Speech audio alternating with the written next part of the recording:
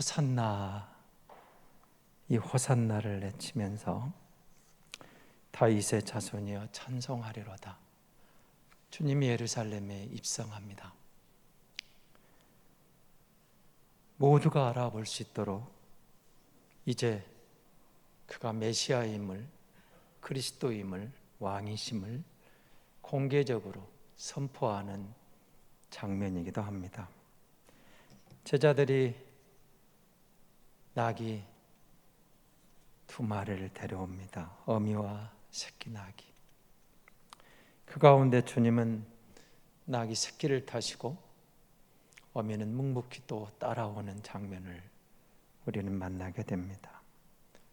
앞서고 뒤서고 외칩니다. 호산나 찬송하리로다. 주의 이름으로 오시는 이여 다윗의 자손이여 우리를 구원하소서. 많은 무리가 외치며 주님을 환영하고 예루살렘에 들어오시는 주님은 어떤 모습이었을까요? 어떤 의미가 있을까요? 여러분, 이스라엘의 지도를 보면 크게 북부와 중부와 남부로 구별해 볼 수가 있습니다. 남부는 유다 지역, 북부는 남부 그러니까 예루살렘 지역이 되겠죠. 중부는 사마리아 지역이라 할 수 있고 북부가 갈릴리 지역입니다. 우리 주님은 주로 갈릴리 해변 북부에서 사역을 하십니다. 그리고 예루살렘은 절기 때, 특별히 6월절에 예루살렘을 향했던 것을 보게 됩니다. 그런데 이제 예루살렘에 당당하게 입성하면서 내가 왕이다, 내가 메시아다, 내가 그리스도다 그리고 외치고, 여러분 잘 아시는 대로 이제 고난주간이 시작되며 주님의 길은 십자가를 향하게 됩니다. 그가 오셨습니다. 왕으로 오셨는데 평화의 왕으로 오셨습니다. 아무리 봐도 새끼 나귀를 타고 어리고 미숙한 나귀 새끼, 그래서 어미 나귀는 아마 옆에서 새끼를 지켜주는 역할을 하지 않았을까. 예수님은 왕의 행진을 하는데 로마인들에게는 초라하기 그지없는 왕의 행진입니다. 로마의 개선장군을 바라봤던 많은 로마인들이 유대에 와 있습니다. 백마를 타고 마차를 타고 화려한 말과 마차의 군중의 환호 속에 등장했던 그 왕들의 행차를 봤던 로마인들에게 저게 뭐야? 아마 관심 밖의 모습 아니었을까요? 만약에 진짜 왕으로, 정치적인 왕으로, 유대인들에게 어떤 해방의 그런, 저들이 말하는 그런 왕으로 등장을 했다면 가이사라에 있는 천부장은, 백부장은 그냥 방치할 수가 없었겠죠. 로마 군대를 이끌고 바로 지나바로 내려왔겠죠. 그러나 그들이 보기에 그 왕의 행렬은 아무런 이업이 되지 않는 그런 행렬이었습니다. 무기 하나 없습니다. 군인들이 갖고 있는 칼, 창 하나 없는 마치 아이들 소꿉장난 같은 그런 모습으로 등장합니다. 새끼 나귀를 타고 종려나무 가지를 흔들고 겉옷을 깔고 앞서거니 뒤서거니 호산나를 외치며 옵니다. 세상의 왕이 아닙니다. 무력의 왕이 아닙니다. 평화의 왕이 등장했다는 것입니다. 저들이 말하는 그런 왕이 아니죠. 세상의 왕은 권력을 질 때마다 늘 합니다. 백성을 위하여, 국가를 위하여. 그러나 결론은 그렇지 않은 것이 훨씬 많습니다. 중국의 시진핑을 봐도 그렇고 러시아의 푸틴을 보면서도 그렇고 우리 역사에 등장했던 수많은 왕들이 정말 국민 편에서, 백성 편에서 백성의 애환을 알아주고 저들의 아픔을 덜어주는 그런 왕보다는 착취했고 억압했고 자기 권력에 취했고 그런 길을 갔던 왕들을 우리는 훨씬 더 많이 만나게 됩니다.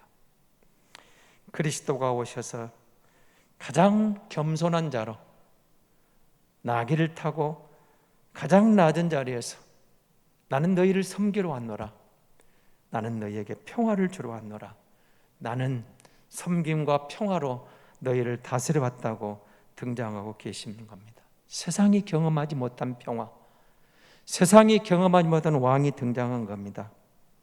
그가 오신 것은 우리에게 참된 평화를 주러 오셨다는 뜻이기도 합니다. 우리가 예수 믿으면서 우리 가정에서, 우리 교회 공동체에서, 우리 삶의 공동체에서 이 평화를 누리지 못하고 있다면 뭔가 문제가 있는 거죠. 그리스도에게 온전히 순종하지 못하고 있다면, 화평이 없다면, 그 공동체의 분열과 갈등과 깨어짐이 있다면 우리가 주님의 말씀에 바로 순종하지 못했다는 증거이기도 할 겁니다. 왜요? 그가 평화의 왕으로 오셨는데, 그가 다스리실 때 그와 함께하는 곳에 참된 평화가 있다고 선언하셨고, 평화를 주러 오신 그가 교회의 주인이요, 우리의 주인이요, 우리의 진정한 왕이기 때문에 우리가 진실로 그를 믿고 따르고 순종한다면 우리는 세상이 주는 평화가 아니라 그리스도 안에 있는 참 평화를 반드시 누리게 될 것이기 때문입니다. 사람들이 예루살렘 입성하는 예수님을 환영합니다. 그리고 저들에게 나름대로 순종의 표시가 나타나 있습니다. 나귀 주인은 말없이 나귀를 내어줍니다. 제자들은 겉옷을 깔고 환영합니다. 무리는 환호하며 찬송으로 주님의 오심을 기뻐하며 우리를 다스리소서 내어드리는 모습을 보게 됩니다. 예수님은 우리에게도 주인이시고 왕입니다. 하나님이 보내신 우리 왕이라고 표현하고 있습니다. 그렇다면 지금 나에게, 우리에게 그 왕에게 순종하고 내어드려야 될 그 부분은, 그 영역은 무엇일까요? 나에게는, 여러분에게는, 우리에게는, 예수 믿고 따르는 우리에게 그가 왕이라면, 왕이 나를 다스리는, 지금 다스리지 못하는 부분, 영역은 어떤 부분이 있을까요? 우리가 그 말씀 앞에 나가야 되지 않을까요? 왕이 오셨습니다. 평화의 왕이 오셨습니다. 그를 환영합니다. 호산나, 주의 이름으로 오시는 이여, 우리를 다스려 달라고, 우리를 구원해 달라고. 그가 평화의 왕으로 오셨기 때문에 진실로 그를 왕으로 모셨을 때 평화는 당연히 따라오게 될 것입니다. 그가 오셨습니다. 구원의 왕으로 오신 겁니다. 호산나를 외칩니다. 주여 우리를 구원해 주소서. 이 외침은 왕이신 예수님을 이제 우리에게 모셔드리고 우리를 구원해 달라는 구원자로 고백하는 고백들입니다. 예수 믿는다는 것은 그가 나의 구원주라는, 구세주라는 고백입니다. 이스라엘은 당시에 메시아를 기다리고 있었습니다. 구원자였습니다. 우리를 해방할 구원자, 로마 여가로부터 해방하고 다윗 왕국을, 솔로몬 왕국을 회복할 그런 정치적인 왕을 기다리고 있었습니다. 그런데 그리스도가 오셨는데, 왕으로 오셨는데, 그는 그들이 기다리는 정치적인 메시아가 아니었습니다. 그래서 그들은 그를 내면해 버린 겁니다. 현실의 억압으로부터 우리를 구원해 달라고, 이 압제로부터, 이 억압으로부터 우리를 해방시켜 달라고 강력한 정치적인 메시아를 원했는데 그런 메시아가 아니었습니다. 그가 오셨다는 것은 평화의 왕으로 우리에 다가오십니다. 우리를 구원하셨다는 것은 단순히 세상의 문제를 해결하는 그런 왕이 아니었습니다. 우리의 근본 문제, 죄의 뿌리를 뽑아버리러 오신 겁니다. 우리의 단순히 질병이나 삶의 문제에 보이는 그거 해결하러 오신, 다시 반복되는 그런 문제가 아니라 우리가 영원히 풀 수 없었던 죄의 문제, 그리고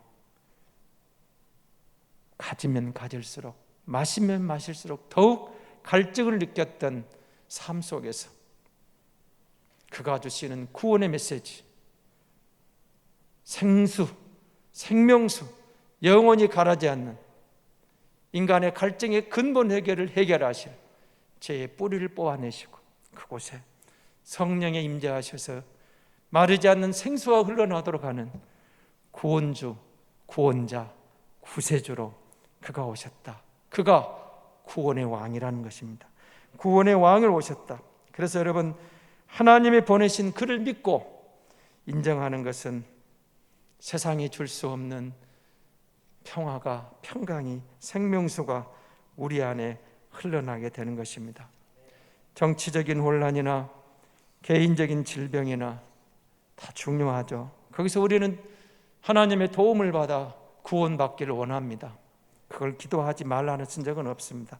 그러나 주님은 우리를 이끌어 가신데 그걸 뛰어넘는 진정한 평화를, 구원을 선물로 주러 오신 겁니다. 10절을 보십시오. 예수께서 예루살렘에 들어가시니 온 성이 소란합니다. 이르되 이는 누구냐? 이는 누구냐? 이가 누구냐? 예수가 누구냐? 묻고 있습니다. 중요한 질문입니다. 그때나 지금이나 중요합니다. 예수가 누구인가? 우리에게 예수는 누군가? 예수는 나에게 누구인가? 내가 예수 믿음으로 그 십자가의 은혜를 고백할 때 나는 예수 안에서 진정한 구원을, 하나님의 은혜를 누리는 성도인가? 신명기 33장 29절에 이런 말씀을 남깁니다.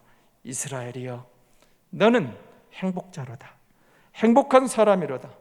여호와의 구원을 너같이 얻은 백성이 누구냐? 누가 이스라엘입니까? 이 시대에 예수 믿는 사람입니다. 누가 이 시대에 행복한 사람입니까? 예수 안에 거듭난 백성입니다. 주를 믿어 거듭날 때 우리가 이스라엘이 되고 보니까 이미 내가 행복한 사람이라는 거죠. 사람들이 말하는 세상의 조건이 아닙니다. 가진 것이 아닙니다. 권력이 아닙니다. 남보다 많이 누리는 그 무언가가 아니라 내가 예수를 주로 고백하고 나의 구원의 왕으로 고백했더니 이미 나는 행복한 사람이라고 선언하고 계시는 겁니다. 이스라엘이여, 너는 행복한 사람이로다. 이 말씀이 우리에게 강하게 들려와야 됩니다.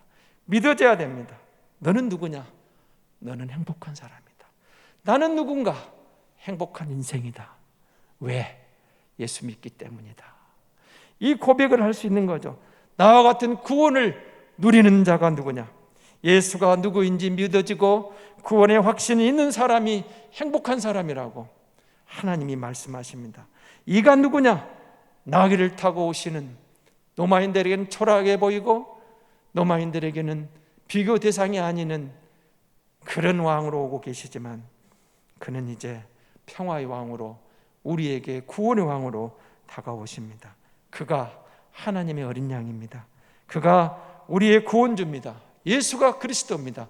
예수가 그리스도입니다. 그리고 주님이 예루살렘에 입성합니다. 자, 무슨 일이 전개되죠? 오늘부터 고난주간입니다. 종려주일은 고난주간의 시작입니다. 십자가를 향하여 가시는 길입니다. 십자가를 져야만 합니다. 누가 십자가를 좋아합니까?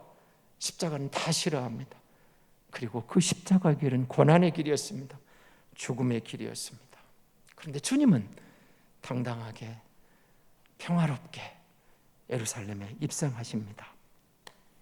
그렇게 나타나십니다. 이 부분을 이렇게 말합니다. 5절을 보십시오. 시온 딸에게 이르기를 내 왕이 내게 임하나니 그는 겸손하여 나귀 곧 멍에 매는 짐승의 새끼를 탓도다 하라. 스가랴 9장에 있는 말씀을 인용해서 하나님의 말씀대로 하나님의 말씀이 이루어지는 그 장면을 우리에게 소개하고 있는 겁니다. 주님 가신 그 십자가의 길이 무슨 길이냐고요? 구원의 길이었는데 하나님의 말씀에 순종하는 길이었습니다. 우리에게 주어진 십자가 길은 어떤 길이었을까요? 여러분의 십자가는 뭡니까? 많은 사람들은 그리 생각하면 고난받는 일, 힘든 일, 어려운 일, 감당이 어려운 그 무언가를 말하려고 합니다. 그런데 주님은 이렇게 말씀하십니다. 하나님의 말씀이 십자가라고. 하나님의 말씀을 따르는 길이 십자가라고. 생각해 보시기 바랍니다. 내가 예수 믿었습니다. 그 순간 예수가 나의 왕이 되고 구세주가 되는 순간 이 성경은 전혀 다른 의미로 내게 다가왔습니다. 늘 말씀드리지만 하나님의 계시의 말씀으로, 하나님의 음성으로 이 말씀이 내게 다가오기 시작한 겁니다. 이전에는 이게 의미가 없었어요. 어제 권사님이 이런 말을 했습니다. 성경 한 권이 다 낡아서 버려야 되는데 함부로 버리면 안 된다는데 어떻게 해요?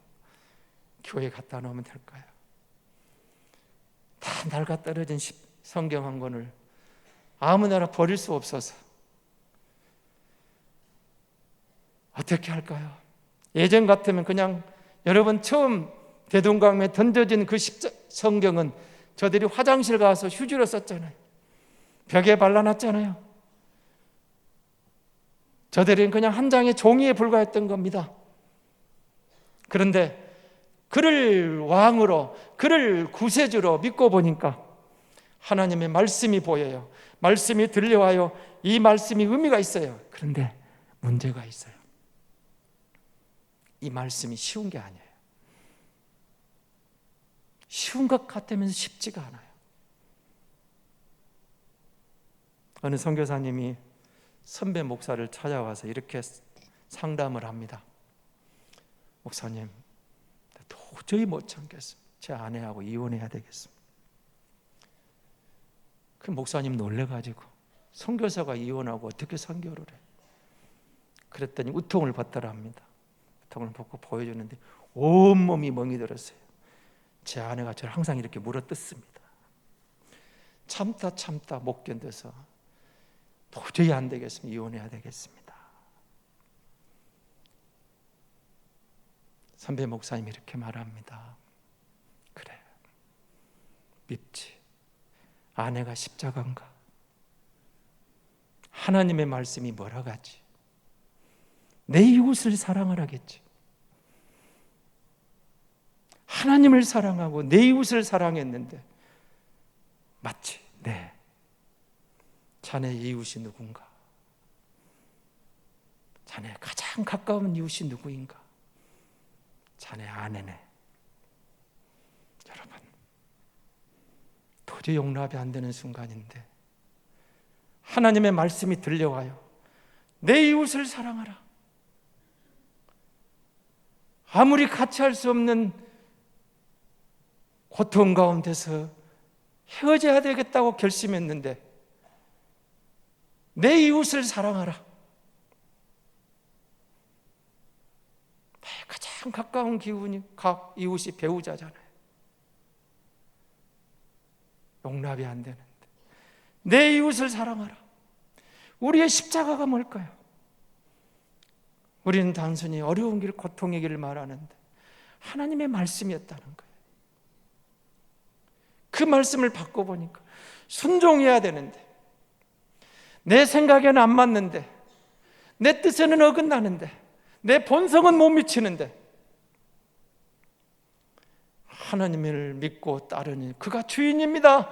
예수가 구세주입니다. 예수가 왕입니다. 예수가 주인입니다. 고백했는데 내가 주인이 아니라겠는데 주인의 말씀이 순종하라 하는데 주인의 말씀이 사랑하라 하시는데 그 말씀을 버릴 수가 없잖아요. 누구든지 나를 따르거든 자기를 부인하고 자기 십자가를 지고 나를 따르라 하셨잖아요. 전에는 아무 의미가 없었어요. 나와 상관이 없었어요.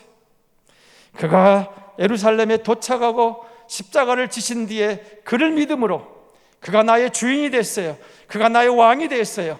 그가 나의 모든 것이라고 고백하고 나의 구세주라고 나의 왕이라고 고백하고 보니까 그의 말씀이 이제는 나에게 생명의 양식이에요. 영의 양식이에요. 그 말씀을 순종하는 것이 어려울지라도 그 말씀을 순종하는 것이 때로는 십자가일지라도 그 말씀을 부인할 수 없는 나의 왕, 나의 주인의 명령에 순종하는 것, 그것이 믿음의 길이라는 거죠. 그가 오셨습니다. 예루살렘에 입성한 뒤에 그는 고난의 길을 걸어야만 합니다. 십자가를 져야 됩니다. 그러나 그는 묵묵히 그 길을 갑니다. 고난의 길을 뻔히 알았어요. 죽을 줄 알았어요. 십자가의 고난을 알고 계세요. 예면하지 않습니다. 왜요? 그것이 아버지 하나님이 그를 보낸 목적이었어요. 말씀이 이루어지는 길이었어요. 우리를 이 시대에 예수 믿는 사람이라고 부르셔서 우리가 그를 주라고, 그를 왕이라고, 그를 평화의 왕으로, 그를 구원의 왕으로 맞아들이고 보니까 그 말씀이 예사롭지가 않아요. 우리가 십자가를 지고 그를 따르겠다고, 나는 주님을 따릅니다, 내 십자가를 벗지 않겠습니다, 내 십자가를 내면하지 않겠습니다, 내 십자가를 벗어던지지 않겠습니다, 그렇게 고백하고 따르잖아요. 내 십자가가 하나님의 말씀으로 내 양심을 울려와요. 내 심령을 울려요. 그 말씀이 나를 깨워요. 우리가 그 말씀을 따를 때 여러분 어떻게 될까요? 하나님의 말씀이 이루어질 것을 믿잖아요. 믿어지잖아요. 십자가를 바라보십시오. 십자가는 지금도 역사하시고 그 말씀은 여전히 지금도 살아계신 하나님의 음성이고 역사하는 능력이 있는 하나님의 말씀입니다. 히브리서 12장 2절에 믿음의 주여 또 온전케 하신 예수를 바라보자 그는 그 앞에 있는 기쁨을 위하여 십자가를 참으사 부끄러움을 개의치 아니하시더니 하나님 보좌 우편에 앉으셨느니라. 십자가는 부끄러운 거였어요. 십자가는 고난이었어요. 당시에는 최고의 형벌을 악한 죄수들만이 져야 되는 극악의 형벌의 십자가, 부끄러움이었어요. 수치스러운 거였어요. 고난이었어요. 그런데 주님은 그걸 개의치 않았다는 거예요. 부끄러움을 개의치 않았어요. 고난을 개의치 않았어요. 그 앞에 있는 기쁨을 위하여 주님이 우리에게 보여주신 그겁니다. 십자가가 끝이 아니다고요. 그는 하나님 보좌 우편에 앉으셨다고 증거하고 있습니다. 주님은 십자가 너머까지 보신 거죠. 그 기쁨을 위하여 십자가를 바라보고 십자가를 감당하셨던 거죠. 예수님께서 끔찍한 십자가의 고난이 기다리는 걸 뻔히 아셨어요. 모르는 게 아니에요. 그러나 그는 어린아이처럼 나귀 새끼를 타고 당당히 들어오십니다. 앞에 너머에 있는 기쁨을 보신 거죠. 십자가를 그는 참을 수 있었습니다. 그리고 부끄러움을 개의치 않으셨습니다. 죽음도 두려워하지 않으셨습니다. 여러분, 내 앞에 펼쳐질 주님이 보신 그 기쁨이 준비되었다는 것을 말씀이 약속하고 있잖아요. 보입니까? 우리가 믿음으로 인내하고 믿음으로 감당할 때 우리 앞에도 주님이 누렸던 그 기쁨이 준비되어서 우리를 기다리고 있는 줄로 믿습니다. 언제나 나와 함께 하시는 예수 그리스도입니다. 내 앞에 펼쳐질 기쁨이 보이면 바울처럼 우리도 이렇게 고백할 겁니다. 나는 이제 너희를 위하여 받는 괴로움을 기뻐하고 그리스도의 남은 고난을 그의 몸된 교회를 위하여 내 육체에 채우노라. 골로새 1장 24절에 있는 말씀입니다. 고난주간입니다. 고난주간의 시작입니다. 더욱 십자가를 바라보십시오. 십자가는 주님이 우리에게 하라고 하신 말씀이라고 했습니다. 십자가의 길을 가는 길은 무슨 말씀을 하시든지 순종하는 길이라는 뜻이기도 합니다. 그 길이 힘들어도 주님과 동행하면 됩니다. 주님께서 십자가의 길을 걸어가실 때 여러분, 나귀 새끼가 주님을 등에 태우고 먼저 주님과 함께 그 길을 걷고 있습니다. 주님이 타셨기 때문이죠. 우리가 어쩌면 이 나귀 새끼와 같습니다. 우리가 원하고 결심하고 노력해서 가는 길이 아닙니다. 주님을, 예수 그리스도를 왕으로 모시는 사람만이 갈 수 있는 길이 십자가의 길입니다. 믿음의 길입니다. 주님은 결코 우리를 혼자 십자가를 지라고 말씀하지 않습니다. 마태복음 11장 29절 나의 멍에를 메고 내게 배우라. 30절 내 멍에는 쉽고 내 집은 가벼움이라. 28장 20절 마지막 부분에 내가 세상 끝날까지 너희와 항상 함께 있으리라. 잘 아는 말씀들이죠. 우리는 십자가만 지는 것이 아닙니다. 주님을 따르는 자들입니다. 자기 십자가를 나를 따르라고 하셨습니다. 십자가의 길이 어려운 게 아닙니다. 거듭난 성도에는 그 길이 행복한 길입니다. 우리에게 잘 알려진 우리 김영석 교수님 101세 그분이 책을 한 권 냈죠. 100년을 살아보니. 기회되면 한번 읽어보십시오. 이렇게 말합니다. 부를 가진 이도 명예와 권력을 가진 이도 많이 만나보았지만 행복하지 않더라. 부자나 권력자들이 결국은 불행으로 끝을 맺는 경우가 많았다. 사랑하는 사람들을 위해 희생하고 헌신하는 사람들이 가장 행복한 사람들이었다. 사랑 있는 고생이 진정한 행복이다. 하나님은 우리를 사랑하사 십자가에 예수 그리스도를 내어주셨던 거죠. 하나님의 사랑의 증거입니다. 우리가 그를 사랑하고 그를 위해 달아가는 것, 거기에 진정한 행복이 있는 겁니다. 오늘부터 고난주간이 시작됩니다. 이번 고난주간에는 십자가의 동산에 올라가 십자가를 묵상하는 가운데 예수님을 만나는 시간이 되었으면 좋겠습니다. 더 중요한 것은 나도 내 십자가를 지고 예수를 따르고 있는가를 한번 나를 돌아보는 시간이 되었으면 좋겠습니다. 십자가의 길이 두려운 것이 아닙니다. 십자가의 길을 예면하는 것이 두려운 겁니다. 성도는 그런 길입니다. 십자가를 지고 십자가의 길을 향해 당당히 걸어가신 주님과 함께 걷는 기쁨을 이번 고난주간 누려보았으면 좋겠습니다. 우리에게 펼쳐질 기쁨이 보일 겁니다. 우리가 상상할 수 없는 기쁨이 그리스도 안에서 우리에게 찾아올 것입니다. 고난주간 십자가를 바라보며 내 앞에 펼쳐질 기쁨을 깨닫는 복된 시간이 될 것입니다. 그 기쁨으로 예수님과 함께 어떤 고난 속에서도 당당하게 말씀을 순종하며 살아가는 고난주간이 되었으면 좋겠습니다. 사람들은 누구나 평화를 원합니다.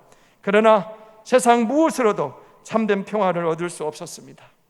참된 평화는 인간과 하나님 사이에 막힌 담이 헐어지는 관계 회복을 따르는 길입니다. 고난주간 주님을 깊이 묵상합시다. 예수 그리스도는 바로 인간의 근본 문제를 그 필요를 다 이루고 채워주시려고 오신 평화의 왕입니다. 그가 우리의 구원자입니다. 그가 우리의 왕이십니다. 그러므로 예수님을 삶의 주인으로 영접하여 하나님이 약속하신 말씀을 따르면 진정한 행복한 사람으로, 진정한 복 있는 사람으로 풍성한 삶을 누리게 될 줄로 믿습니다.